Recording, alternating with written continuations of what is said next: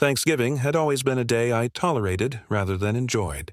A ritual of perfunctory dishes and brittle smiles at the kind of family tables that celebrate appearances more than affection. This year felt the same until it didn't. We were at my wife Emily's parents' house, a place that smelled perpetually of cinnamon and self-satisfaction. I sat opposite Emily, my fork tapping against a plate of turkey so dry it tested my patience more than my palate, and beside her Uncle Ron, a man with a laugh like a bank vault and the moral subtlety of a foreclosure notice. Ron had polished off a few glasses of wine and decided the family needed a highlight. He leaned back, cleared his throat, and pointed his fork at Emily. "Tell me, sweetheart," he boomed, theatrically sincere, "what made you choose him?" "There are better options out there, surely." The question wasn't curiosity dressed up politely. It was a verdict in a cheap suit.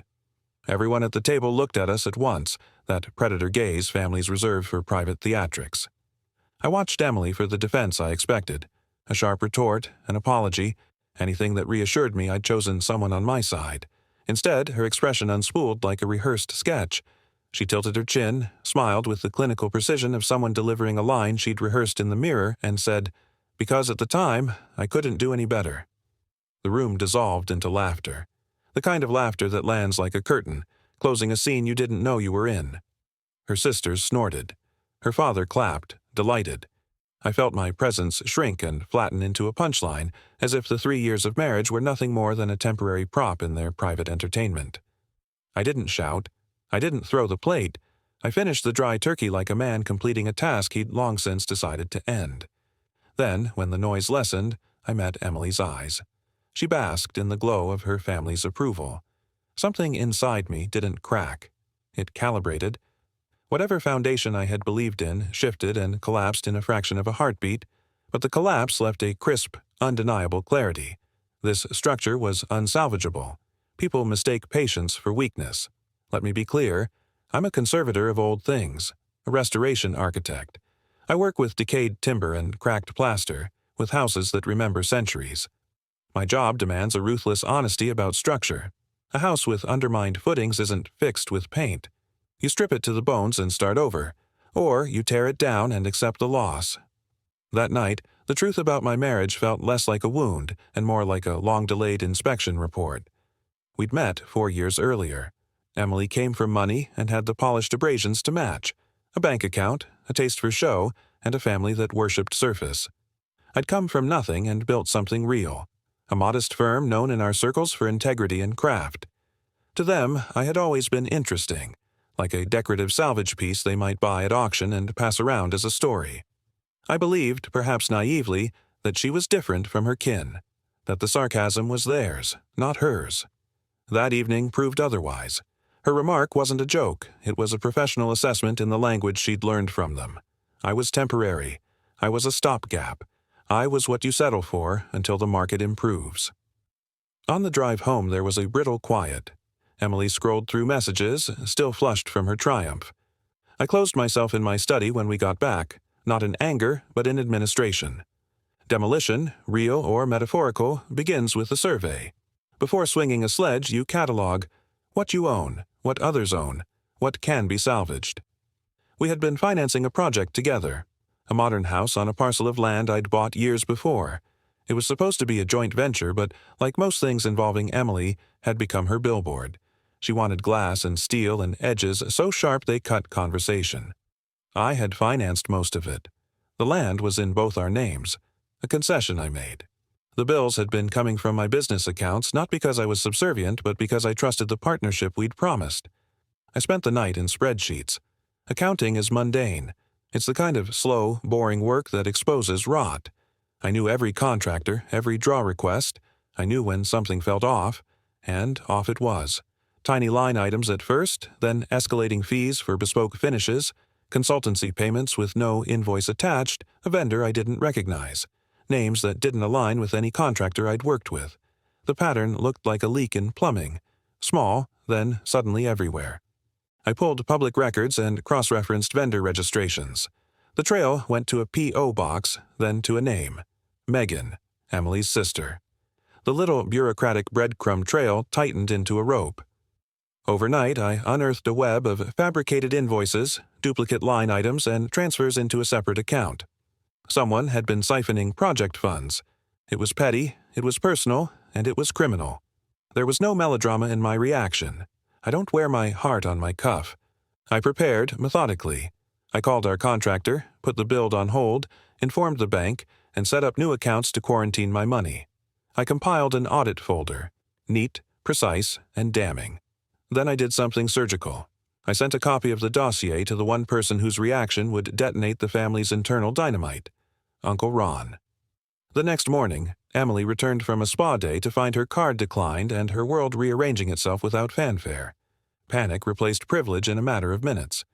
My hold on the project, the bank's freeze, and a blizzard of messages to their inner circle began to fracture the polished image she and her family had built. I watched as the architecture of their solidarity developed hairline cracks. The collapse started with whispers and ended with shouting. Uncle Ron didn't take betrayal lightly, especially not when his money was involved. The moment he opened that anonymous dossier, the same man who had laughed at my expense was on the phone tearing into Emily's father, into Megan, into anyone who had touched that boutique. He'd invested 6 figures, convinced by Megan's sales pitch and Emily's assurances. Now, with a neat spreadsheet and proof of theft in his hands, his wrath redirected like a wrecking ball aimed squarely at them. Emily came storming into the kitchen, her phone trembling in her hand, eyes wide with disbelief. "What did you do?" she demanded, voice cracking under the weight of panic. I set down my steak knife, looked at her with the calm of an inspector reading off a code violation, and said, "Me? Nothing. Maybe you should ask your sister why Uncle Ron thinks his money disappeared into a scam." Her jaw worked soundlessly. The performance she'd tried at Thanksgiving, the smug confidence, the cleverness, it was gone. Now she was just a woman watching her carefully balanced tower tilt and fall. Within 48 hours, her family home, once the stage for her triumph, had become a war zone. Megan blamed Emily. Emily insisted Megan had dragged her into it. Their father demanded answers. Their mother begged everyone to keep it quiet. But gossip in their small, wealthy circle moved faster than truth, and the neighbors who once admired the gleaming skeleton of the half-finished house now whispered about bankruptcy and lawsuits. I didn't need to intervene. All I had to do was watch. Emily tried strategies like a failing chess player. First denial, but the documents I'd assembled shut that door instantly. Then anger, but I drained every joint account, leaving her financially neutered. Finally, desperation, sobbing apologies, claims of pressure, promises to change. But the problem wasn't her tears. It was the foundation. Once a structure's footing is compromised, you don't shore it up with sentiment. You tear it down. One night she cornered me in the hallway. Her voice was raw, mascara streaked down her cheeks. "I made a mistake, Adam. I love you. Don't let this destroy us." I looked at her steadily. "Emily, this didn't destroy us. It revealed what was already there. Our marriage was supposed to be a restoration, a partnership. You turned it into a fraud, and fraud collapses." The silence that followed wasn't the silence of reflection. It was the silence of someone realizing that no amount of manipulation would fix the foundation she'd poisoned. Meanwhile, the boutique imploded. With Ron pulling out his investment, creditors followed. Megan, terrified of legal consequences, publicly blamed Emily, even sending emails to their parents painting her as the mastermind.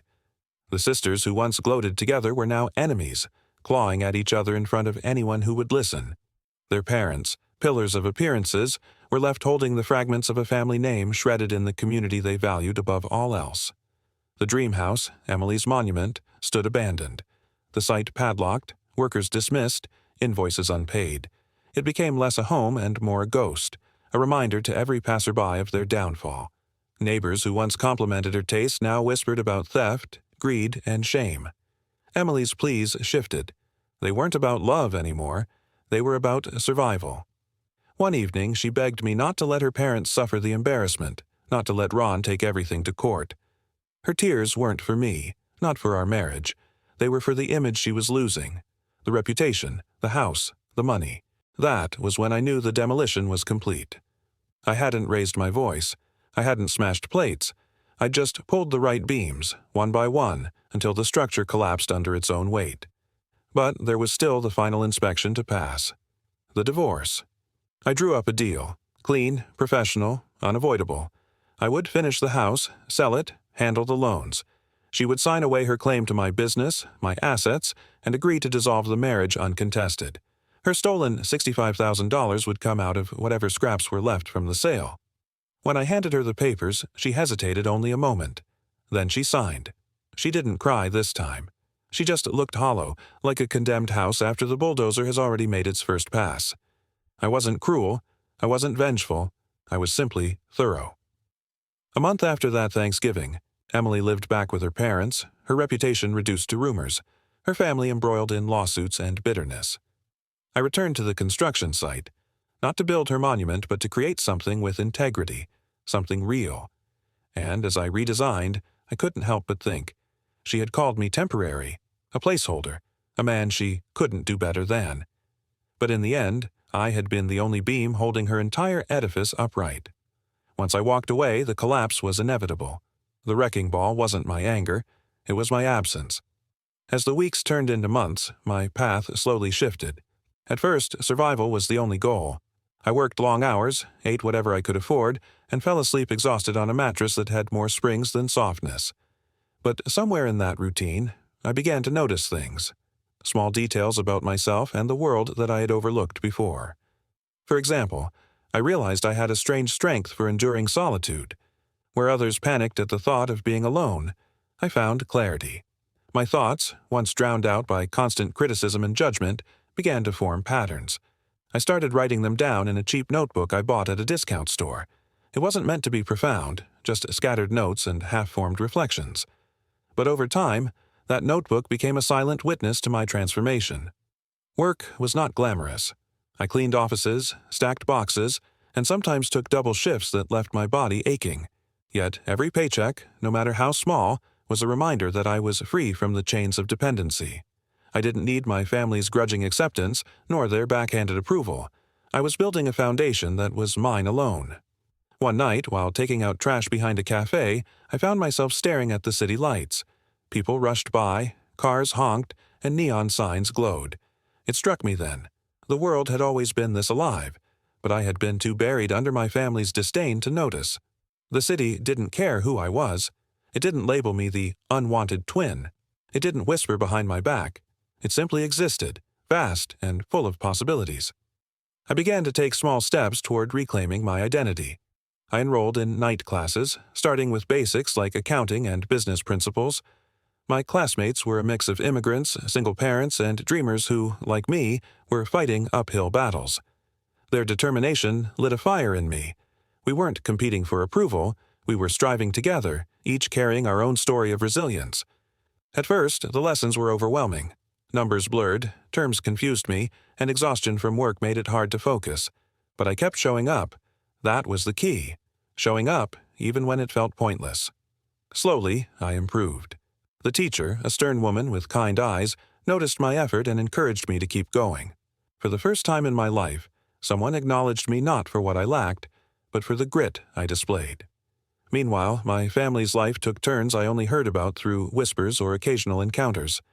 My twin, the chosen one, faced struggles of her own. Her carefully crafted image began to crack under the weight of choices she couldn't control. I won't lie.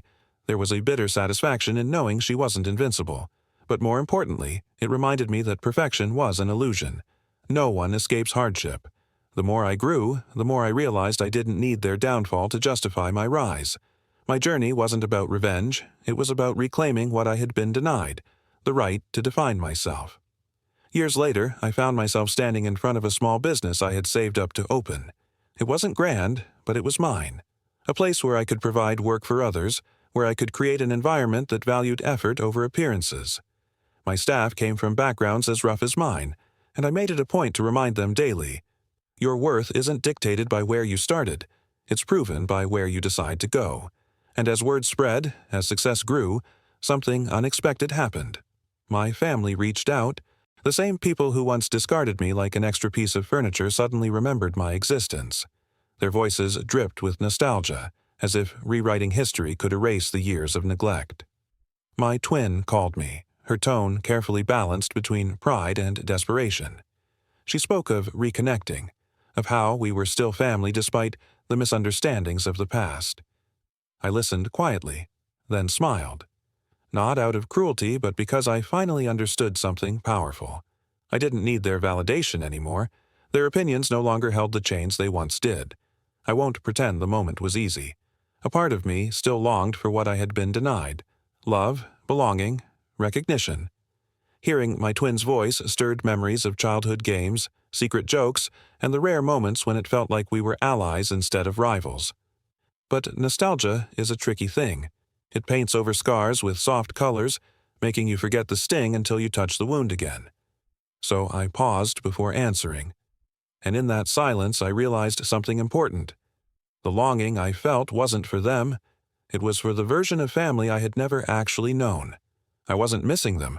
I was mourning the idea of what they could have been, and that distinction made all the difference. "I wish you well," I finally said. My tone was calm, even gentle. "But I'm not going back to being someone's shadow." There was a long pause on the other end. I could almost hear her confusion, her inability to comprehend a world where I stood tall without her approval. Then came the excuses, the half-hearted apologies, the narrative that painted me as too sensitive, too unforgiving. I let her talk until her words faded into background noise. Then I ended the call, not out of anger, but out of peace. That night I walked through the quiet streets, reflecting on the journey that had brought me here. From the unwanted twin who had been pushed aside to the person who now stood on solid ground, every trial had carved resilience into my soul. I thought about the nights of hunger, the days of endless work, the doubts that whispered I wasn't enough, and I realized those were the very fires that had forged me. The irony wasn't lost on me. My family's rejection, the wound that once threatened to destroy me, had become the catalyst for my independence. Their dismissal had forced me to look inward, to find strength where none seemed to exist. Without their cruelty, perhaps I would never have discovered my own power. Over time, people began to notice the shift in me. Employees, customers, even strangers commented on the calm confidence I carried. Some called it charisma, others resilience. But I knew the truth. It wasn't about charm or toughness. It was about owning my story, scars and all, and walking into each room without apology. I learned to see rejection differently. It wasn't a verdict, it was a redirection. Every door slammed in my face had guided me toward a new path, one that was meant for me. And with each new path I grew not just in skill or success, but in self-respect. Years passed. My business flourished, expanding beyond anything I had imagined during those nights on the cold mattress. I hired dozens of employees, mentored young people who reminded me of myself, and even funded scholarships for those who had been cast aside by their own families. Giving others the chance I had fought so hard to find became my quiet rebellion against the narrative that once labeled me as unwanted. Then, one evening, I found myself standing before a mirror in a tailored suit, preparing to speak at a community event. The reflection staring back at me was almost unrecognizable from the broken teenager who had been cast out years ago. I had become the kind of person I once dreamed of meeting, someone who radiated strength, who carried dignity without arrogance, who proved that worth isn't given, it's claimed. When I stepped onto that stage, the crowd welcomed me with applause, not because of my family name, not because of privilege, but because of what I had built with my own two hands. And in that moment, I understood the truth. I hadn't just survived being the forgotten twin. I had transformed it into my greatest advantage. The final piece of the puzzle clicked into place when I realized this. I no longer needed to prove anything, to them, or even to myself. My life was no longer a reaction to rejection. It was a declaration of purpose. Looking back now, I see my journey not as a tragedy, but as a rebirth. Being discarded by my family forced me to build a life where I didn't just exist. I thrived. The pain they inflicted was real, but so was the strength it awakened in me. I often get asked if I regret what happened, if I would change the past if given the chance. And my answer surprises people. No, because without that pain, without being the forgotten twin, I might have lived my entire life chained to their approval, never knowing who I truly was. Their rejection was my liberation in disguise. Today, I wake up every morning with gratitude. Gratitude for the hard nights, for the hunger that drove me, for the silence that taught me to listen to my own voice. Gratitude even for the people who tried to break me, because they failed. If you've ever felt unwanted, overlooked, or underestimated, let my story be proof. Your value isn't defined by anyone else. You are not bound to the roles others assign you. You can rise from the ashes of rejection and build a life so strong, so radiant, that the same people who once doubted you will be left in awe. I am no longer the forgotten twin. I am the architect of my destiny, and that is a title no one can take away from me.